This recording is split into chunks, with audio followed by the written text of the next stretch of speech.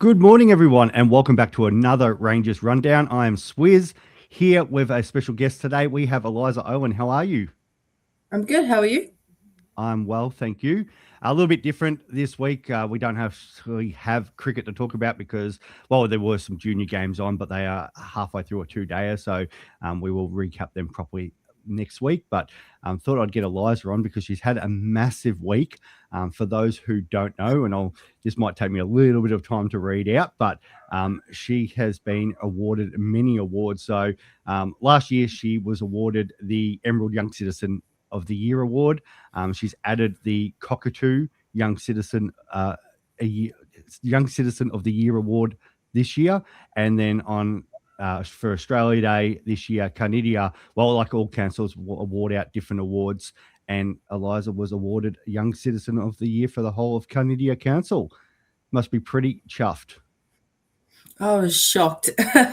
Had no idea. Well, I knew it was happening, but I didn't know it was me because there was three of us that went into the nomination. So it was kind of a lucky dip as to who it was, and we're all looking at each other like, "Who is it?" And I was like, "Whoa, okay."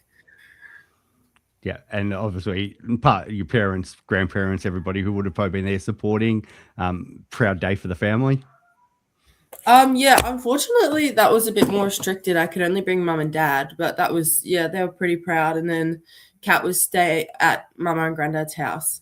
And yeah, we went and shocked them when we got home, and we like walked in, and I get a little fancy badge that says what I won, and I walked in with it on, and I'm like, Kat's looked at it, she's like, "Oh," and I was like, "What's that?" So I handed it over to her. She's like, "Oh." So yeah, it was good to surprise them. I'm lucky enough because I've been awarded one of these awards. But Yeah. let's sort of give I guess our Rangers community a little bit of the lead up to the day, and then also you've sort of said about having three nominees, and then also what happened Yeah. on the day and how that goes. Because I guess unless you're a nominee or and the very direct family, you've probably never been to one of these.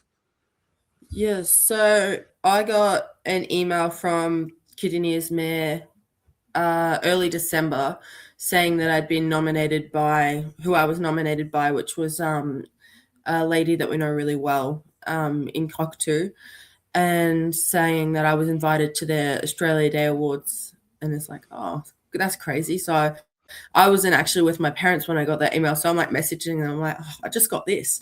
And they're like, oh, crazy. So, not much happened to the lead up. It was just kind of, it's coming. Can you stay off screen, please, Nova? And then when we get there, This is Nova the cat. sorry, that's Nova. That's my cat. She likes center of attention sometimes. But yeah, when we get there, it's it's at the cultural center in Cardinia, down in Pakenham, and it's just this big open room with some tables. It was a smaller event than you would have thought, but it was bigger than normal, so it's a bit surprising. So we have four categories. There's Citizen of the Year, Senior Citizen of the Year, Young Citizen of the Year, and there's a Community Event of the Year. So it's, you sit down and you go, I think they did 2 awards at a time. So they did youth and senior, then they stopped for some more food, and then they did event of the year, and then the big one, which was Citizen of the Year. And yeah, so what they were doing was they'd read out the three nominations with their nominations like statement about why they were nominated, and then you'd go up, get your certificate, and then you'd go back, sit down, and then you'd wait.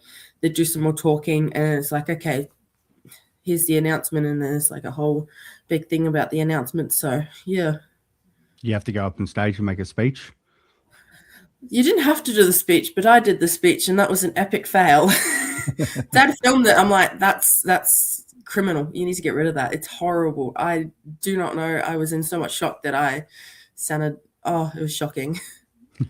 It's Never interesting again. how different councils do it because I know Dandy on top of those awards, they have the National Treasures Award, which is somebody Yeah. who's been a lifetime contributor to that council, and they also have the Sports Person of the Year, which I was Oh, lucky enough to win. And Adam yeah. Trelaw won it this year, so I was saying to a few mates of mine who actually are relatives of Adam. I'm in pretty good company there, winning it with a current Yeah. footballer.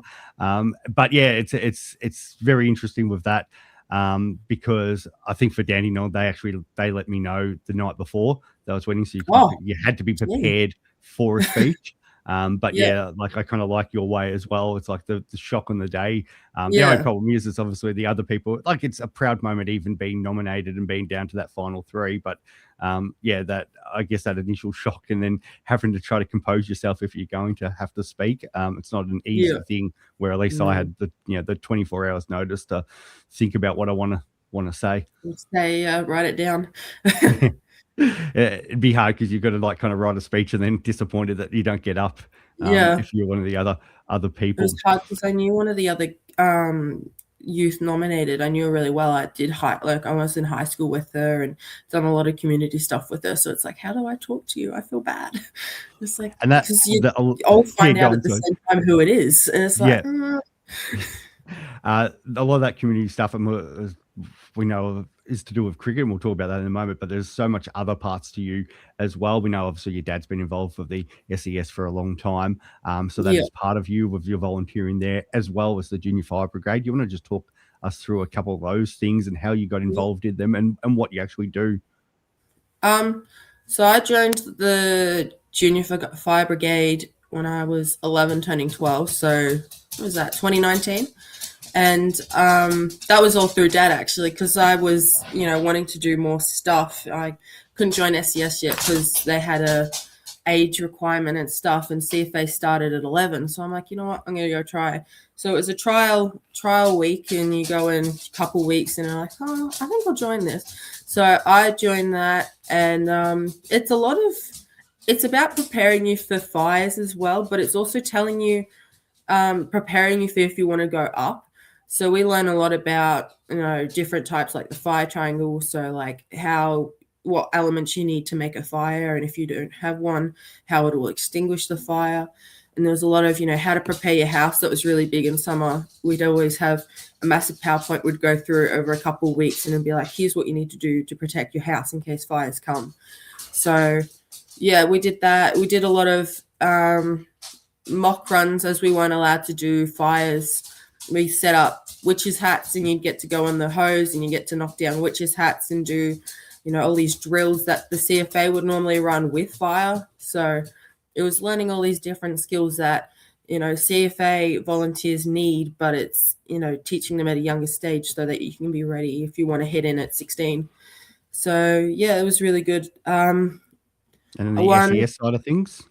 Yes, I joined that at 15, I think, legally. As Dad had been with SES, technically I was there from the day I was born.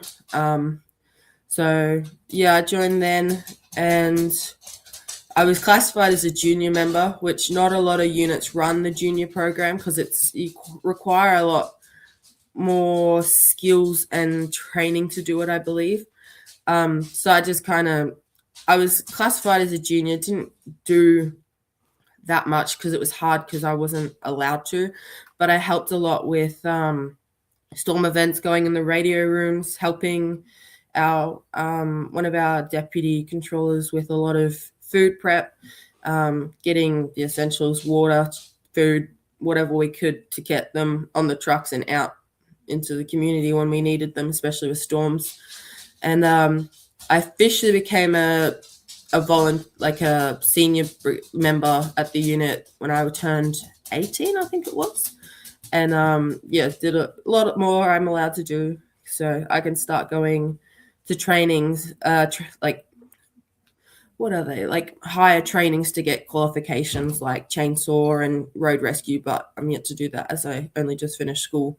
So find time to do it now. Beautiful. Excellent. Yep. All right, we'll move on to the cricket side of things. Yep. Obviously been playing, even though you're still quite young, you've been playing cricket for a long time. Where did your cricket career start? I started cricket, when was it? About 2017 at Launching Place. so out a little way. And I started because my grade 1 teacher was adamant on trying to get people either into Hawthorn or into a cricket club with her. So she was one that would always try and, convince people to do this and that. And she was big on the Hawthorn, but she got the cricket for me instead. I stuck with the Lions. So that. I started there under 10s. As I was a junior female, I was able to do under 10s a little while. So I did the first season without Kat. And about a year or two later, Kat came and joined 10s as well. It's a very small club, very different to Croydon with so many teams. There was on average maybe 2 junior teams and 2 senior teams. And then we always did have a women's team, though. We're very good with our women's team up there. A very successful women's team. They've had many A-grade premierships and good battles with Bayswater Park over the years, which I'm very aware of. And we're talking about that with a couple of our Bayswater Park imports during the T20 series. Launching Place does also seem to be a feeder here for Rang. That obviously your family have come here. The Carvels, Amanda Morrison was an original Rang, captaining their premiership sides. So we do have a pretty good connection with Launching Place. Who are no longer around. I think they merged. Yes, which is a shame to see them go for such a proud and successful club. But I think that's might have been around those COVID times, and I guess that's what happens. Yeah, I think there was a lot of money struggles, and I think both clubs that merged were struggling, and they looked at the light and were like, well, we can always separate again if we find the right time, but right now we need to do something, otherwise we're both going to go down. I think Woori were better off than Launch was, but at the same time, it needed to be done so that both clubs could keep their history and keep playing. Yeah, no, it's an interesting one because you're not the first one to come on and tell us about merged clubs and that. It's probably something people aren't probably as aware of if you haven't been in cricket for a long time, that there actually were many little clubs. And we probably don't, and we do see a drop off of that. Volunteers for financial reasons. It gets hard to keep small clubs alive. But they were a very, very good little small club and very successful. So you're at Launching Place. You played juniors there. Obviously, your dad's played there, and you and your sister. Then you've made the move. Where was your next move? So I did quite a few years at Launching Place, and then when I was about 15, I started realizing that maybe a junior girls team was going to be beneficial because I'd always played in the junior boys teams because that's all we could get. So it was working out. I did do junior girls there, stage 3 with Eliza, 2022, something near COVID. It was, very short season. But we decided that, we needed to look somewhere else. And we're talking to Monica, and she's like, oh, Jason's really good at Croydon. He's very good with the girls program. So we came over, tried. And I joined their stage 2 junior team just the year we merged with Ainsley Park. So it wasn't a proper merge that year. That was a part merge. We still played with our Croydon shirts. But it was very heavily based at Ainsley. Yeah, and obviously some of that, for people who might know, restrictions around us, which we are trying to work through in regards to oval availability, sharing with the dog club. And they obviously have a very big history and set up on a Sunday morning, which is where primarily the girls do play. We've had actually a look at a couple other competitions that play midweek to solve that problem. But it's hard with I guess the group that you girls have, who have now obviously come through of seniors, not having that ability and needing Ainsley Park, who are local rival, but obviously local and geographically terms too, to go merge with them, so we have an opportunity to play. Yeah. And how was that experience? I guess you're coming over, you're playing with, probably meeting new people, and I guess your first impressions of Rang, and then sort of how you went back then in that sort of merge side. Good, I think. I don't know. It was a while ago now. It feels ages ago. It was hard because with the girls team, because we're so heavily based at Ainsley, it was hard to find a connection at Rangers. So I actually connected a lot more with the Rangers girls, which was Emily, Kiara, Ash, and Scarlett. So the five of us kind of clicked more than I did with the Ainsley girls. We were all slightly older than those girls. So those girls were quite young.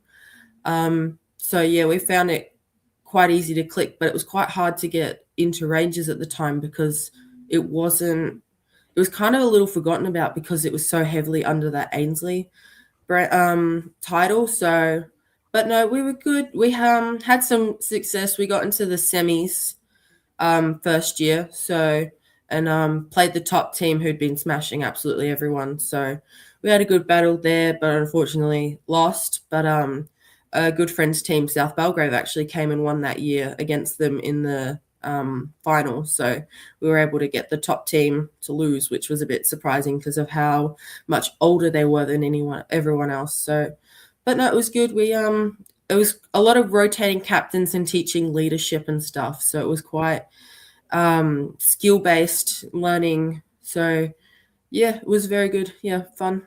And then moved up and played seniors at Ainsley? No, well, that was the next year with the women's.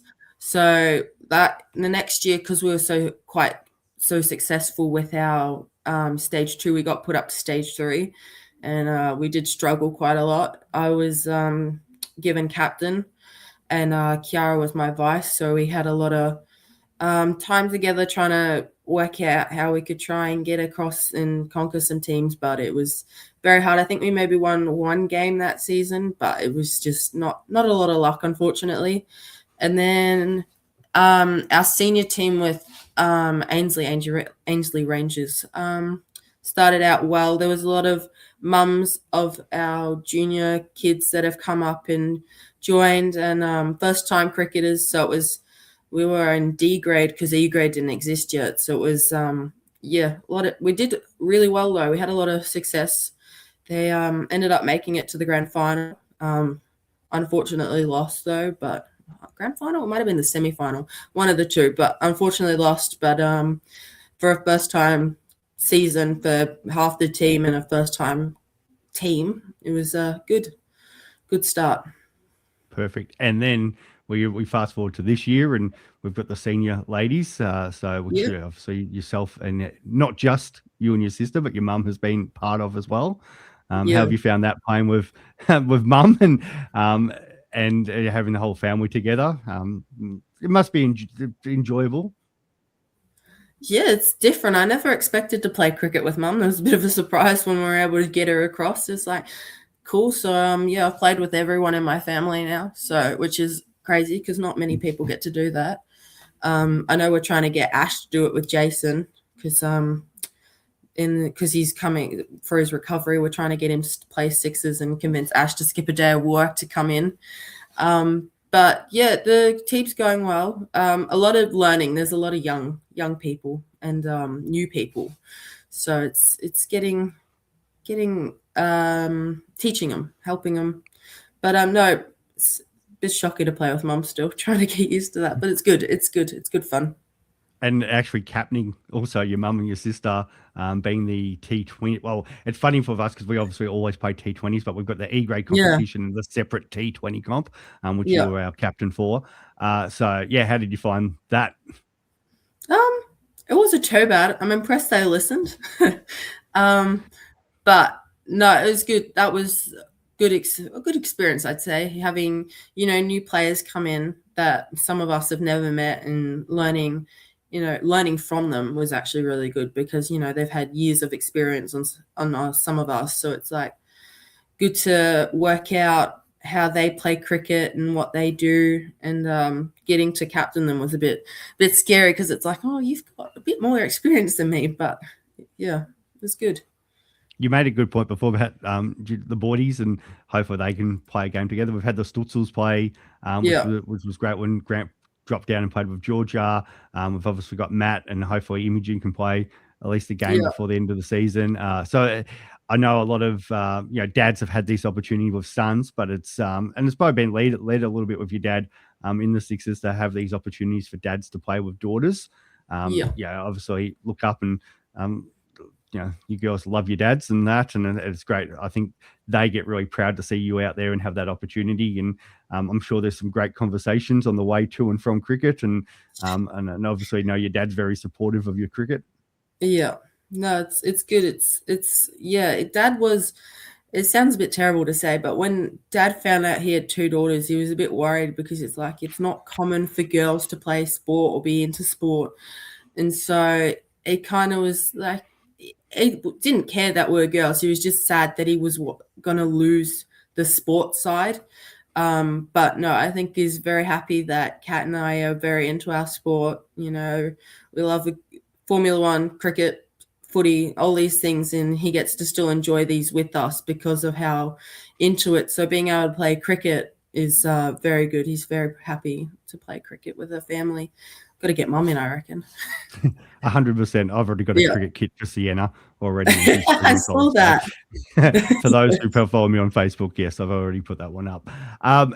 Can't leave you without touching. Well, actually, before we actually touch on what I was going to go, firstly, in regards to cricket, you've spent a bit of time batting and up the higher order. Now you're a very decent, well, more than decent, very tricky bowler to face, especially in the sixes with the men's and that. Do you see yourself more of a batter or a bowler? I know you also put the gloves on at some points and that. Do you have a preference of what you prefer doing? Definitely prefer bowling, but it's hard because it's trying to get, because I in the middle order, it's hard to get a bat sometimes. So it's like I need to go in and actually have a good knock to try and work out how comfortable I feel with the bat. But no, definitely prefer the ball. Yes. All right. And the thing I was going to touch on, but obviously the Lions, massive part of you and your family, seen a lot of success. There'll be quite a few other people who follow teams like Essendon St Kilda, very jealous of what you've able to see. Being part of not just being a member here of the Lions in Melbourne, but part of the cheer squad, able to go out on the ground and that. Just talk us through some of those experiences. It's crazy. No, we joined cheer squad in 2023, so our first grand final. And we've been a 3 grand final since joining, so it's pretty shocking being able to walk into the G with that many people there. Last year we actually were lucky to be selected for banner on grand final day, so we missed Snoop Dogg unfortunately, but we were able to go up and see how many people were actually in the stadium from the ground. It was like this crazy experience, and we doubled our banner size, so it was huge. It needed a lot of people because we wanted, ours was much bigger than Geelong's, I think, but we borrowed Melbourne's cheer squad banner sticks because we wanted to go bigger, and our sticks didn't quite allow us to do that. But no, that was very challenging experience because it was quite heavy and challenging to bring on. But no, so just talk us through. So you're there at the game. When actually midweek, let's just go back to midweek because obviously there's the preparing the banner. Were you guys part of that, and how does that take place? Unfortunately, we weren't part of it. They're a bit cliquey, unfortunately, so we generally miss out on the banner making. But generally, they go to a hole in Fitzroy or in Melbourne somewhere, and they get their group to go in, get all their crepe paper and everything, and tape it up. There's been a couple of times they've done it at one of the cheer squad members' houses, I think. It just depends on where they can find. But yeah, so it's quite hard work. Okay, so you got that, and then on the game day, you're sitting there. Do you know beforehand, or is it somebody come and tap you on the shoulder, part of that cheer squad, and say you're going to be part of it today? Yeah, so it was hard actually because originally they were worried about numbers, and they originally just wanted Dad, because they're like, oh, he's a bulkier man. He's normally really good with the banner. He's generally on the base and carrying it up because he's one of the ones that are stronger and more easy to get stuff up. So they came up to him and were like, oh, we definitely need you, Ben, no matter what. They're like, you're coming. And there was a point where they weren't sure they could get me one. And he's like, oh, I don't think I'm going to go without Eliza because – and I think I missed one banner across the whole year in Melbourne. And that was because I wasn't at the game for a friend's 18th birthday. So I did banner every other game. So it's a bit shocking to be like, oh no, I don't think we can do you. Sorry. But it's because they had heaps of people come down from Brisbane. Like half our cheer squad that weekend was Brisbane cheer squad. So they kind of had to, it's hard because they have to give some of their normal cheer squad members away to Brisbane cheer squad members because they kind of have to keep it equal. But no, luckily enough, she came back. She's like, look, I have one. I'm going to give it to you because we need you. And yeah, so it's when you walk in the gate, it's a matter of just sitting there, doing what you normally do. And then normally she's our cheer squad leader. She's getting better at, she'll make eye contact and then she'll come up with these passes. They're like lanyards that give you access to the ground, and she'll like eyeball you and she'll be like, okay, they're here, and she'll come up later and come and give them to us. So yeah. How early before the game do you guys, I guess, get the tap on the shoulder, have to walk down and start, picking up the banner and being there waiting for, I guess, your cue to come on? It depends on the ground and what side you're on. Marvel's really quick because it's much easier. It's smaller ground, much easier to get underneath to the runs or the races. Whereas the MCG, when you're at, I can't remember which end it is. The end that Geelong was at for the grand final, I can't remember what end that was. You have to go underground into like their car park in their storage area, and you got to walk halfway around the ground to one race where both of the banners are stored, because you're not allowed to walk on the ground, and there's the quickest way is to go underneath. So generally you leave maybe 30 minutes before you need to set it up, because it's quite a decent walk. Whereas if you're at the other end, you go to the end and go straight down and in. Like it just depends on where you are. So it's hard to work out. But generally I'd say maybe 20 minutes before it goes up, just enough to, get down there, check it, make sure. Last year we had mice in it one time because it was in with all the fertilizer and stuff for the ground. So it's like all these buckets and stuff, and there's mice, and we had some of our cheer squad ladies absolutely shit themselves. So it was very, very amusing, but it's good fun. I like that knowledge. It's different for each ground, and that's something you don't probably think about. I know. No. I've been lucky enough to do the Australian flag on Boxing Day, and I think first ball's 10:30, and we had to be there at 7 a.m. for preparation and practice and everything like that, because they're so. I guess the difference with the banner, like you guys put it up, if it rips or whatever, that's just on the club people, mate. But because Cricket Australia is so full on about everything being perfect and how it's going. So, you're there before anybody, obviously the gates open, so you can run out, you go on the ground, do all the practice and stuff like that. But you're right, where they keep their banners is around the wing area. So you've got to obviously walk all the way around because that's where they store it. And even setting up, I think I was down there in the rooms about 9 a.m. in the morning, probably waiting there half an hour. The cool positive there for when I was waiting was because the players have to obviously line up for the national anthem. So I'm just standing next to Steve Smith and Labuschagne, who are just off talking cricket. Those two must just chat cricket all the time, because that's all they were sort of doing. A friend of mine was like standing next to David Warner and that, where you get to kind of see how the players sort of prepare, and that it's a little bit different for you guys, because obviously the players all run out together and they're not waiting in that period. But you'd still see the players, how some of them, want to be first through the banner. Others, there's some that actually run around the banner and stuff like that. Because that was weird. That was weird, because we did it when Joe was playing, and Joe never ran through the banner. Joe would always run behind the banner and around. So it was weird when it's like, oh, there goes Joe.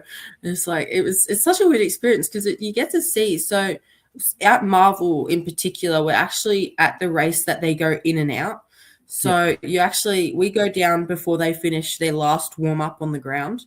So we'll actually stand in the race with them as they run down the race into their rooms to get changed into their actual gear. So you're actually, watching these little rituals. And you've generally got like a guard of honor in there as well, that, full of kids and stuff. So it's interesting to see which ones will actually, how set in their routine they are and whether they're going to acknowledge the kids or not. Generally, our team's really good. They're very good at acknowledging the kids. They'll have a chat with some of the cheer squad members as well, because a lot of our cheer squad members are very connected to the players, as in they'll sponsor them. So one of our good friends from cheer squad is a player sponsor for Hugh. So, he gets a Guernsey every year. They're best mates on Facebook, all these different things. And it's just really interesting to see how, as much as they're playing footy and they're, famous and everything, how much they rely on fans to help them play footy. Yeah. It'd be probably an interesting question to ask Big O. Obviously, he's returned to Rang, and how he kind of sees it, and that was he just switched on, because we do see obviously from the telecast a lot of players just put on their headphones or whatever, or they switch off, or in my case, obviously Smith and Labuschagne just chatting non-stop, and they probably would be unaware that there's people just standing there, where you're right, there's other players. I remember a game, I went down to Tasmania, and the bus had rolled in and all the players were heading in, headphones on, and Jack Rewald actually saw me walking past and actually walked past security, came out in the street and had a chat and stuff like that. But that's Jack, and always, and I've had these multiple interactions with him over the time, where he's just a person who wants to talk to people and talk to different people, because I feel like that's how he relaxes and gets up for games. So and it'd probably be no different to a lot of us, even playing local cricket. There's some people who are so I guess anal with their routines all the time and never stray from it. There's other people who are just, I guess, they just roll up and it's just another day. It's with mates and stuff. So we're all different. Doesn't matter what level you're at. But yeah, it's kind of interesting. It's probably something for those who are listening. If you've got some or known people who've got some weird ways that they've, I guess, prepared or warmed up, even for local sport.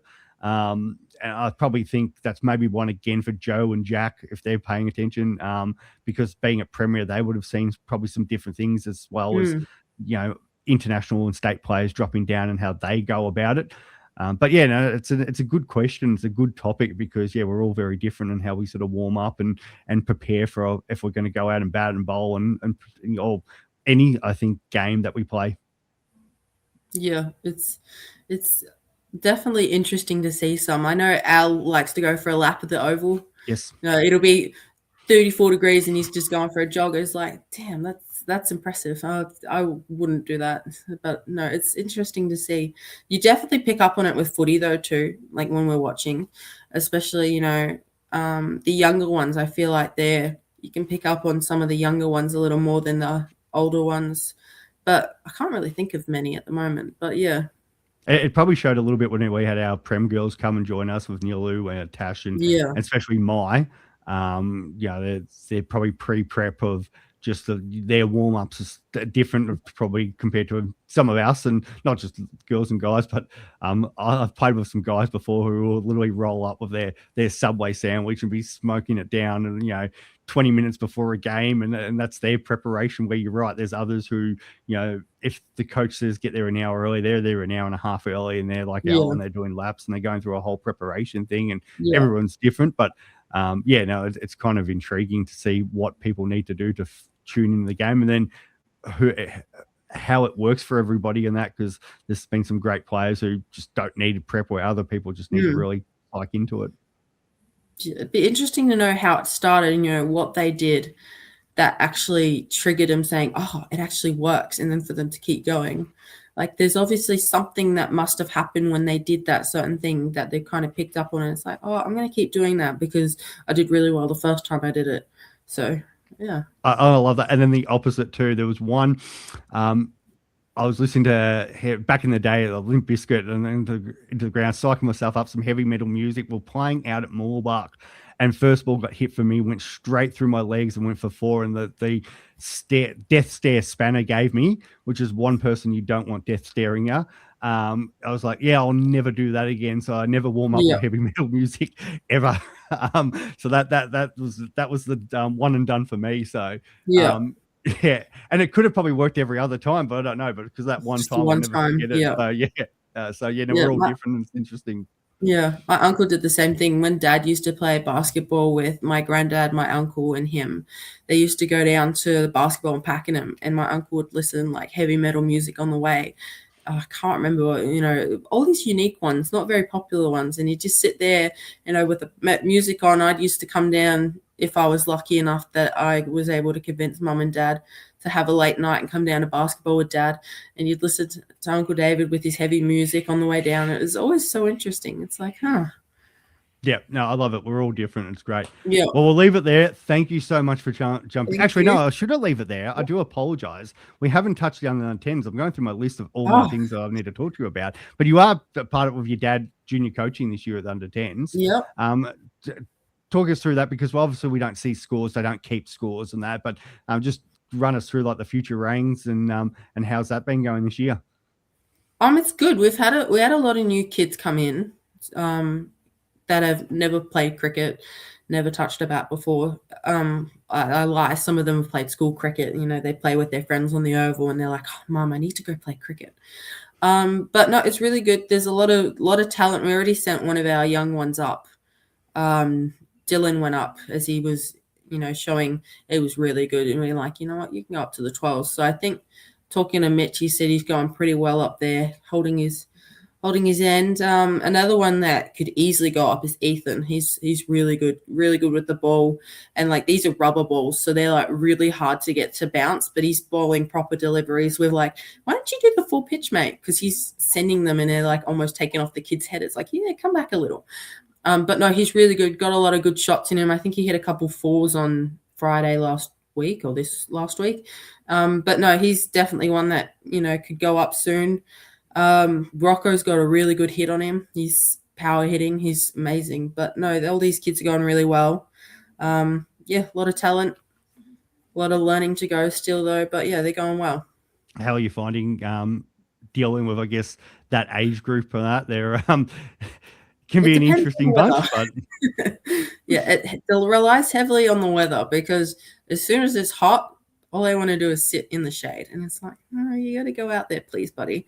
It can be challenging. We got one of our younger players. He finds it a little hard to get in the field sometimes, but he's got a lot of good energy. He's really funny, but it's challenging at times, just trying to get them to, listen, especially when, they're there with their best mates. So they're having a laugh, a giggle, and, they don't really want to listen to the coaches giving a quick debrief about something. So, you're the last thing on their mind, but it's like, if you quickly listen, you can go home quicker. So it's just trying to, give them, a thing. You can keep talking, but listen to us first, and then you can keep talking. But no, it's fun, challenging at times, but no, it's good. Yeah, that's fantastic. And we're playing Ainsley away this week. Actually, it's near my neck of the woods, over there at McAdam Square at Lipscomb. So that's this week. So if you've got time, pop down and see the under 10s and show them some support. I thought, that's an easy one for me, but I'm going to try to get down to the under 12s this week. I actually had an Australia Day barbecue with some mates, and one of my best mates, his son, is playing against us this week, and he spent pretty well the whole afternoon telling me how his team was going to beat Rang this week. So I kind of, Mitch, you got to get your boys up, because I need to put him back in his place. Yeah. But no, it's a great work that you and your dad are doing there with the 10s, part of that team with the 10s and the 12s on a Friday night, and the Blasters as well. With Kiara and the group that run that. I think Byron and a few of the others in there. So it's an awesome group that we have with the coaches and stuff. Never can't have enough volunteers. So if that's something you might want to be involved in the future years, definitely do. But no, it's a real credit to yourself and your dad who do that every Friday night, and training, I think, Thursday nights for us. Yeah, Thursday. Yeah. Beautiful. All right, we'll wrap it up there. Thank you so much for joining us. On behalf of the whole club, Eliza, really proud of your efforts to get nominated. And you think about Cardinia Council, how large that is, involving obviously taking in Pakenham and the Hills and everything like that. Such a unique and diverse area, and to be named the Junior Citizen of the Year or Young Citizen of the Year, it's it's a real honour. And we're privileged to have you part of our club. So thank you so much. Thank you. No problems. All right, Rang, we'll be back with another podcast soon, and thanks for tuning in. Catch us later. Bye.